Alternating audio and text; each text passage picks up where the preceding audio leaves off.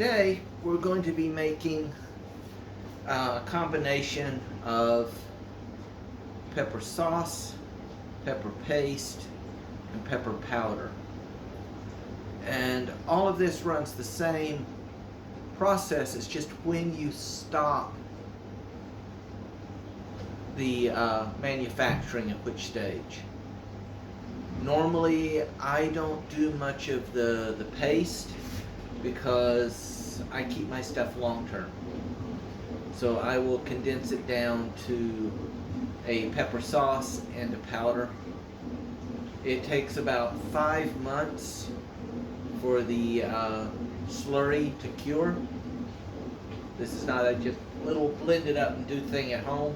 You could, but it just doesn't taste the same for me. So anyway, I grow my own peppers, and they run anywhere from the Scoville of about 8,000 up to between 1.2 and 1.5 million Scoville. I cannot stress enough safety, eye protection, hand protection.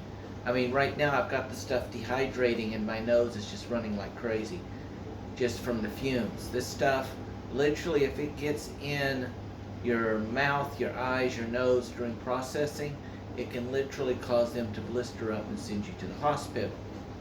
If you're using a milder pepper, say jalapenos, on down in the 1,000 to 8,000 scale, it's not as bad, but it can still pack a wallop.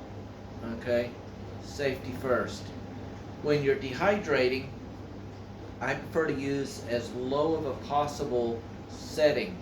I don't want to cook it.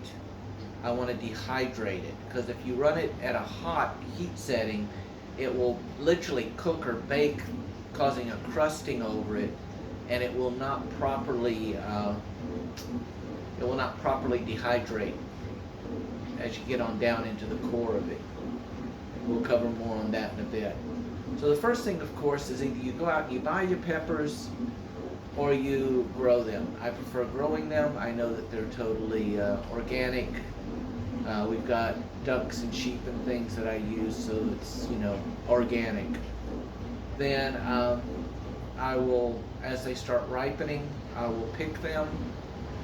They will get destemmed, and then I will blend them up in a blender with just enough water added to keep it as like a slurry. Then as the peppers continue to mature, I'll be picking them off and adding them to this. By around the end of November, 1st of October time frame, because of the growing season here, most of my peppers and so on would have either been matured, or I'll pick off the remaining stock and go ahead and blend them up even if they're slightly green. Normally my first pickings of the really mature ones, I will keep 2 or 3 pods of each type of pepper. I will air dry, I will cut them open, remove the seeds, air dry them, and then the pod gets blended. This way I always have additional seeds for my next year's growing season. Now, once you've got all of your peppers blended, and I try to use a 1-to-1 ratio. So, I mean, if you're growing them in the garden, you can't really, but if I'm really low on jalapenos that year, I might go buy a pound or 2 of jalapenos to mix in with it. If I'm running low on long red chilies, the same. Habaneros, the same.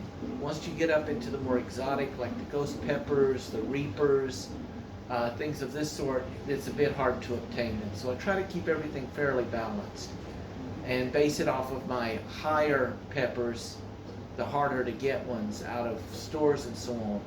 Anything left over, I might move those, just basically dry and crush them and use them like like what you put on pizzas or whatever, the little hot stuff that you find in the ground pepper in the store, because that's all that is.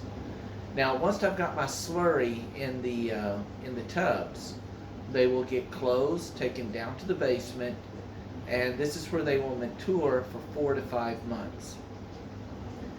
Normally, like right now, we're going into April soon. So I'm just now pulling it out. I collected them the end of November. October, the 1st of November, December, January, February, March, April. Yeah, it's been about 5 months. The first month, I will go down and stir them at least twice a week. I'll open it, stir it, make sure it's all blended, close it back up. I don't have a air bleed out. I don't have any venting. So if you're not going to be stirring and doing this regularly, you want to have air venting. Otherwise, as the stuff, as it ferments, then it'll blow the lids. And then you've got this stuff all over the place. You don't want that. So the first month I'll be stirring it about twice, 2 to 3 times a week, average. Monday, Wednesday, and Saturdays is my typical times. Then after the first month, I will go to stirring it at least once a month, every Sunday. After 5 months, you'll pull it. At this point, you will then strain it, press it, dehydrate it. The strainings or pressings will then get turned into the hot sauce. When you press it, we just lost focus. There we go. Come on, there we go. When you do press it, at that point you have a thick paste. So if you're making a paste, that's when you want to stop. If you're going to go on into the dehydration and so on, we'll follow into that. So let's get into it. And I don't need to show you, picking the pepper and blending the pepper, because you just put it into a blender, add some water, blend the little buggers up, okay? Put it into your containers. I use old plastic tubs that are sealable because they're easy to wash. If they do overpressure or whatever, it allows them to swell. That way, if something happens and I don't get there in time, on the proper time to stir them, they may pop the top a little, or the canister will swell. While if it's a glass, ceramic, or real hard plastic, there's no give, and it'll either blow up like a bomb, and you got glass shards and everything everywhere, or it'll blow the lid and everything comes out and over. So just be aware of that. And let's get on in. I'm going to pull up the slurry and we'll get started. All right, this is week 8. This is what I've been storing it in. You can tell we got gases building up. Since I don't have a gas release, I have to make sure I come out here and you gradually open this to allow the gases to escape. Otherwise, you could have a very bad mess exploding on you. Then we will take this off and stir it. Do this once a week. There we go. You notice we have just a little bit of white mold there, but that's perfectly normal. If it was a black or gray mold, then we'd want to scoop it out. White mold is right okay. And so we will just all the way to the bottom, stir that up nice and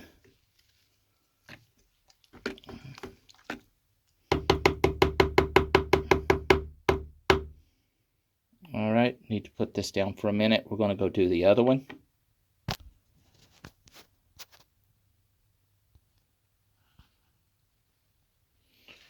Now, the fermentation, the bubble, how it will bulge, that tells you that fermentation is taking place. See, this has a little bit of more white mold than the other. We're just going to stir that in there. Let it do its thing. Those are good microbes. We are so used today to seeing packaged stuff and, oh, if there's a little bit of mold on it, oh my goodness. People, there are good molds, there are bad molds. There are good different microbes. There are bad microbes. We have billions of different little microbes living on our body every day. So that's all stirred up. We'll come back in a week, do it again. We'll keep repeating this for at least 3 to 4 months.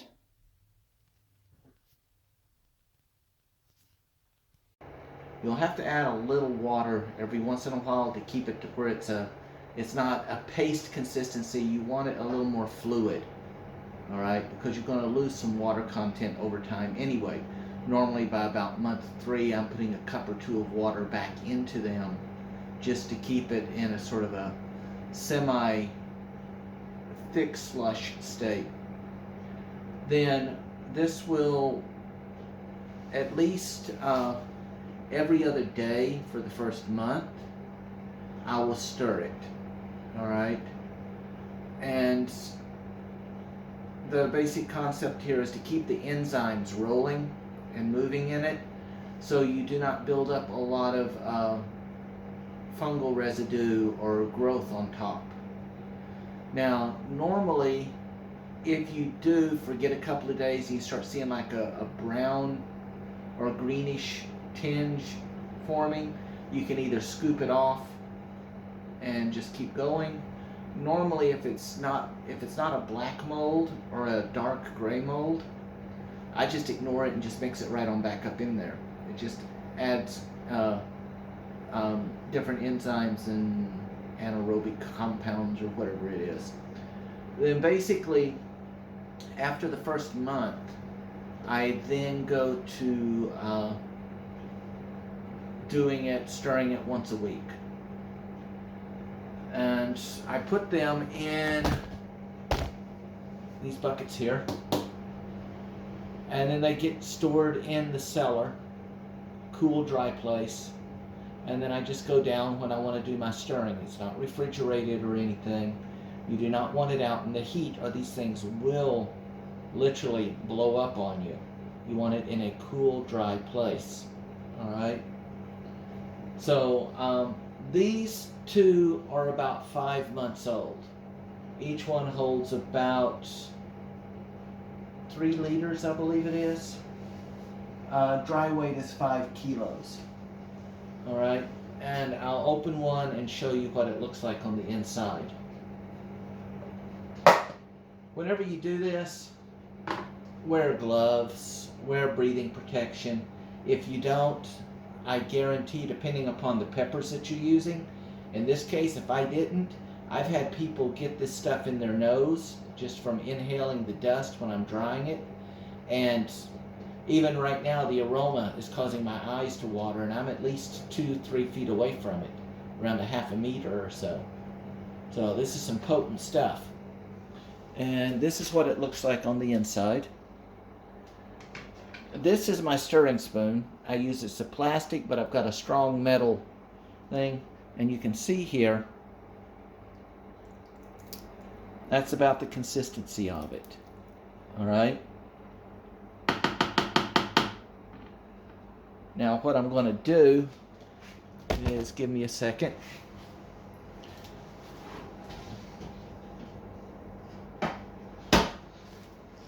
When we're done, it's going to look like this. Come on, let's get a focus. Focus, there we go. It'll be a powder. Now we're going to make 2 products out of this. One is going to be the powder. The other one's going to be a hot sauce, because we're going to drain off the liquid. So the first thing we're going to do is I have it's going to be a 2 or 3 stage. The first stage is separate the large components. Then we'll go to a smaller component. And the final will be a cheesecloth. And then I'll compress it. Anything left over comes back into here, which will be a condensed, thick glob, is the best word to say it, to call it, of the pepper particles, the seeds, the husk, and everything else that's in there. This will get dehydrated and then ground up. I do have a friend of mine that was asking me to save some of it in a paste form, so I'll do some of that. And if you do it in a paste, it can be frozen, like little ice cubes. Freeze them in little cubes. Or, you know, and you can put it into a freezer bag, lay it down to where it's thin and flat, freeze it so you can open the bag and break off small sections when you need it. Alright, so the first thing we're going to do is I'm going to use this ladle. It's got fairly large holes. It's going to let most of the liquid drain out. I want to put it into here, which has smaller holes, and that will drain it again. Then whatever makes it through down here will get drained in the cheesecloth. All right, so let me get that done. So we're going to ladle large to sieve it. Then we're going to drain it into a smaller sieve. That liquid will get moved into another container. All right, then anything left over will get condensed down, will get pressed. The liquid will get then pressed with the cheesecloth as a final cleaning to do the pepper sauce. Then all of the condensed particles will then get dehydrated in my dehydrator over here. Now this one is multi-phase. I can set it for different things, and it's got shelves in it. It's not a wire mesh. Wire mesh is for doing things like drying apples and so on. I have a different one for that. This I will line, then I will lay the mash, or what's left of them, what we'd call, if we were distilling or whatever, the mash. We'd lay the mash in there, and that will get dehydrated down. Then it'll get ground up using a grinder, which we'll cover later. So let me get going on this.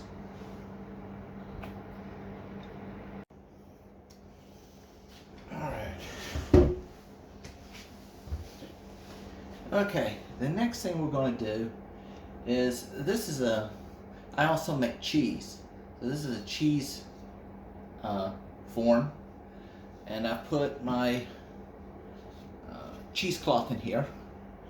And what we're going to do is slowly, as possible, take all of the liquid that I have siphoned off, that we've drained using the sieve. We're just going to pour it into here.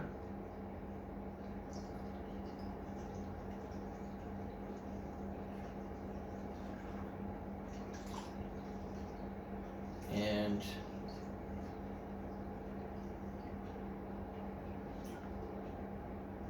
let it do its little sieving thing. I wanted to put a rubber band around this, but I can't find one to hold it in place so that it would hold it. But we'll make do with what we've got.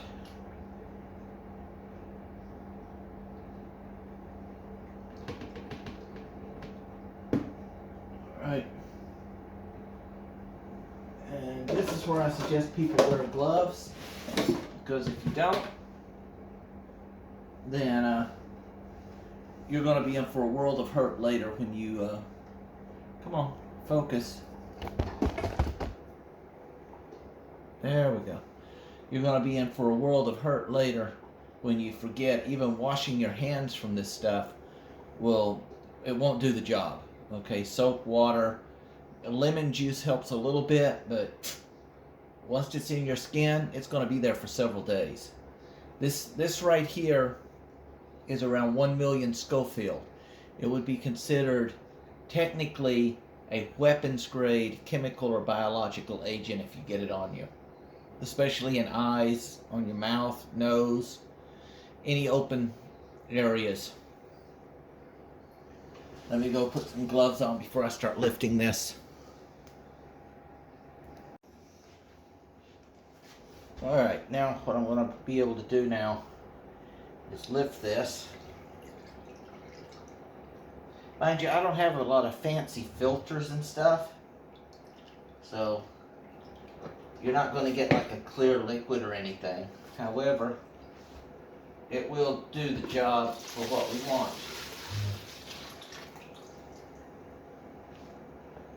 I'll simply just let this continue draining and let it do its thing.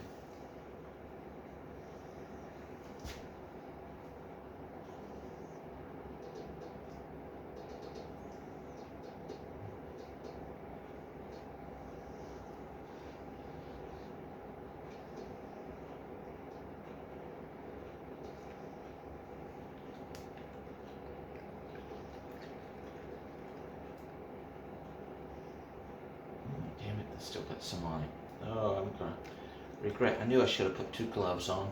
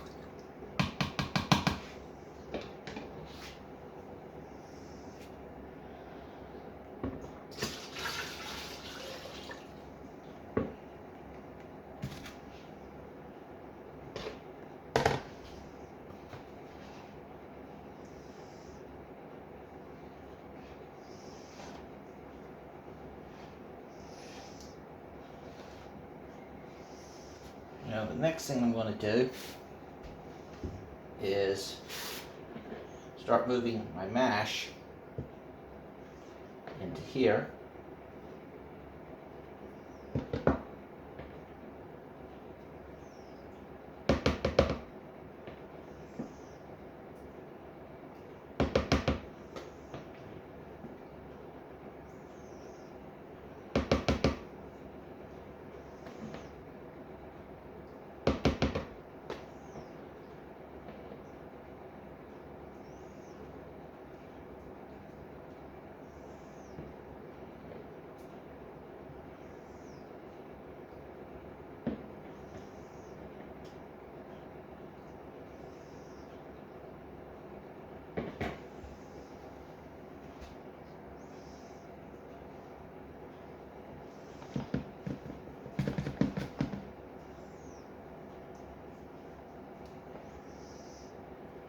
And I'm going to need to get some string. And I'm going to tie this so that it won't come out of the top. All right.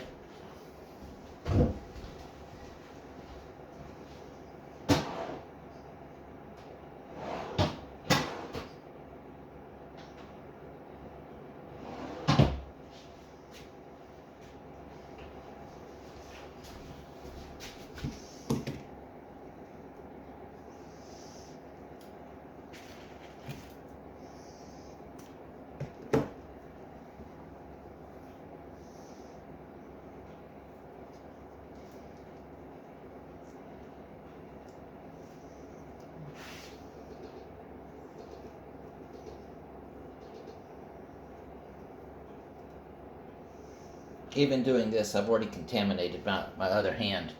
I knew I should have put 2 gloves on, but that's what happens when you try to be chintzy and save a little bit of money. So I'm going to have to really saturate my hand later with lemon juice and try to save myself a world of pain when later I forget and I rub my mouth or my nose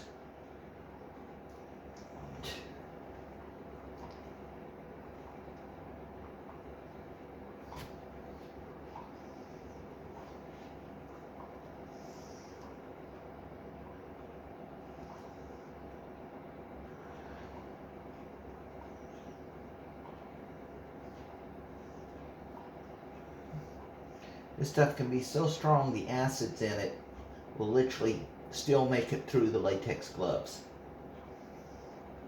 Alright, so even though you're wearing gloves, you are not 100% safe. This is a piece of water piping, PVC pipe that I cut. What I'm going to do is take this, I'm going to fold this down. Now when I handle this the next time, because all of this is saturated, I'm going to be wearing 2 sets of gloves. Both hands will have gloves on it. I put my cap on it. The cap is just a little piece of plastic. Okay. This fits right where it's inside, but it won't swim around too much.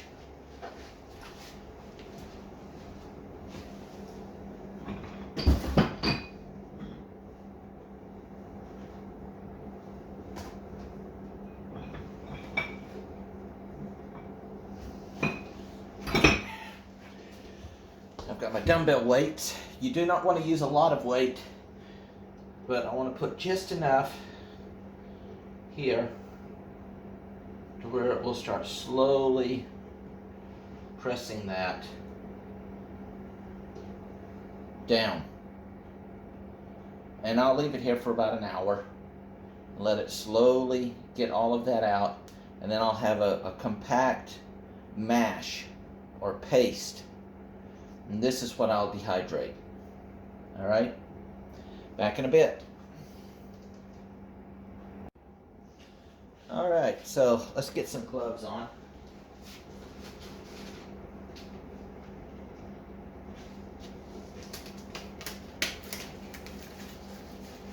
And what we've got here at this point is, if you notice, I've been slowly adding weight, and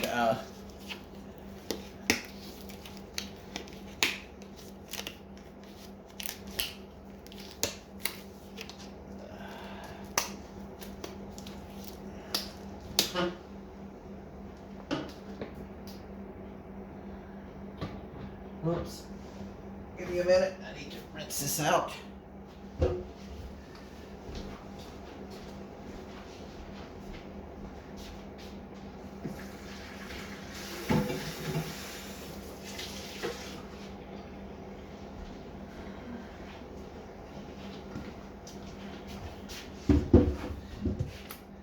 And now I remove my weights.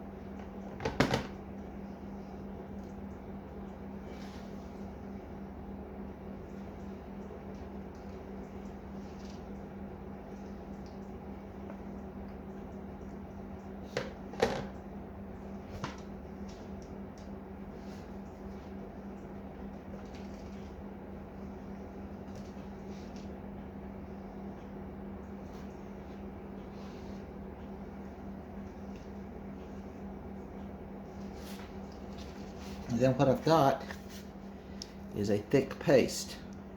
Okay, this I can store as a paste. I can freeze it. It does not refrigerate for very long, but this is what I will dehydrate in the dehydrator and turn into my pepper powder. We'll get into that later. I need to set up the rest of this mash.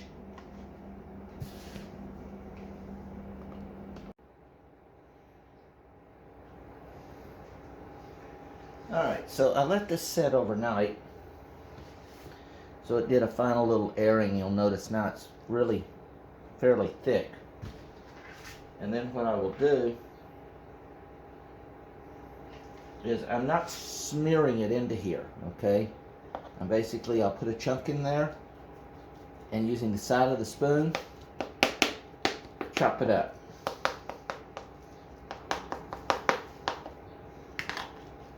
I want to make sure that it's not stuck to that, to the bottom of this. All right, so you can see how it is.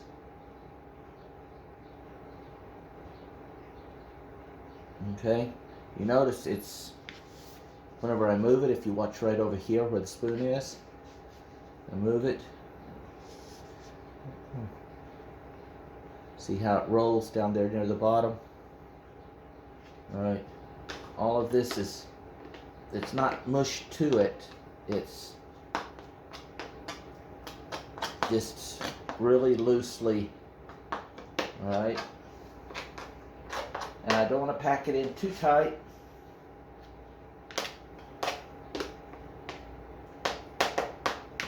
I just want to put enough that I can get some good airflow in there. And then I'll come back about every hour and break it up again until finally it's dehydrated, which will take several hours. And once it's done, then we'll go to the grinding part.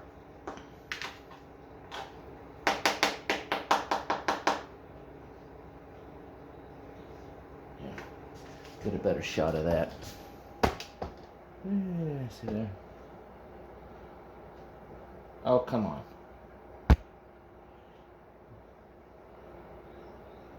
All right.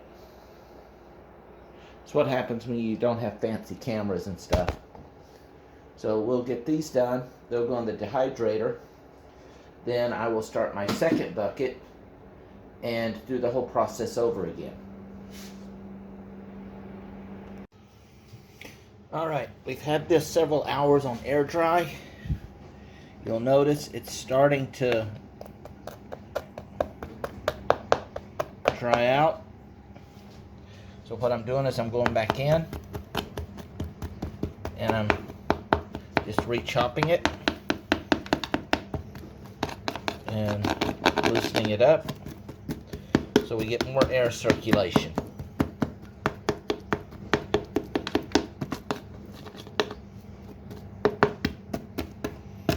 All right, and we will continue doing this until this is almost totally dry. And then I will raise it from just an air blow, or a level, for mine it's a level 1, which is just warm air. See here?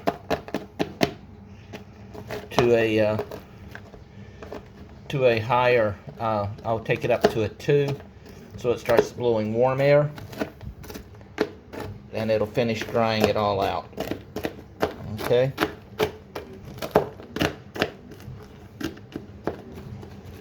So by in the morning, this should be done. Okay, it's late in the evening, day 1. I've gotten my little electric chopper blender machine, and basically I'm taking it's about 75% dry, so I'm basically grinding it up to give more airflow. That's what it looks like after. That's what it looks like before. All right. Then I'll just go through, I'll do each of these, and then this will run overnight, and most of this should be almost 90 to 99% dry by in the morning. Oh damn, I took my breather off. Okay. Oh, this is what it looks like after dehydrating all night. That's where I was chopping it up and everything. Then, this is what it looks like after I run it through the blender. Okay? Whenever you do this, try not to stir it up too much. The fine dust will kill you. Gotta put my breather back on. Okay.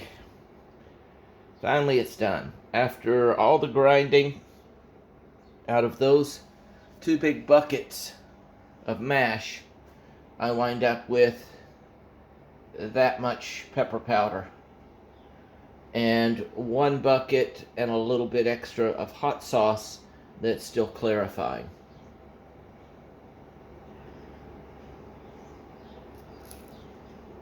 Just for size ratio. Alright. People, if you're going to do this, do it carefully. This stuff is friggin' deadly.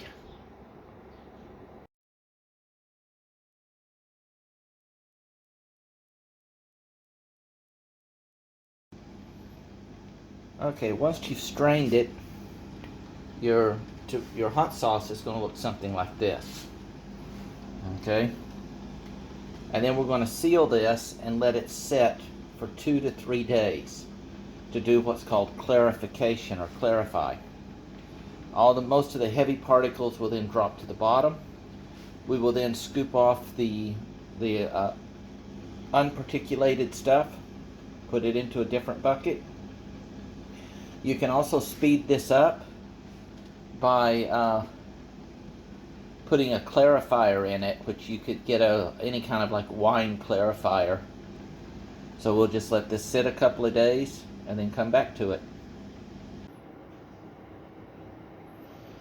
Okay, now this is the final stage. I've let the sauce sit, and it's clarified. Everything is sifted down to the bottom. It took about a week. And now I had some white mold growing, so I want to get that out. So I've layered a strainer with several layers of paper towel, and I'm just using this like a coffee filter, but it's much finer, so it sifts all that out. And then I'm bottling it, and what we get is something like this. It's a nice little amber color. I'm quite sure if I had a high density filter, I could filter it out, but I don't want to get too much because this has the what they call flavonoids or whatever in it. I don't want to just totally distill it down. So that's it. Then you put it in the fridge and cool it. Enjoy your pepper powder, pepper paste, and pepper sauce.